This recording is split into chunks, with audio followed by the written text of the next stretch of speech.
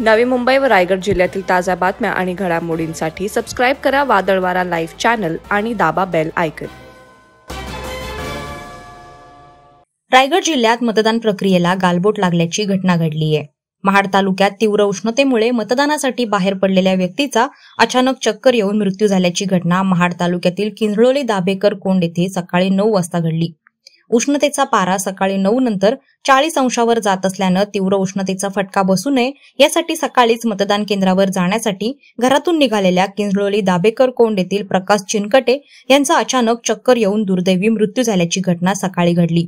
प्रकाश चिनकटे हे मतदान करण्यासाठी मतदान केंद्रावर पायी जात असताना मतदान केंद्रापासून केवळ 100 मीटर अंतरावर असताना प्रकाश चिनकटे यांना चक्कर आल्यानं ते रस्त्यावर कोसळले। यामध्ये त्यांचा जागीच दुर्दैवी अंत झाल्याची घटना घडली।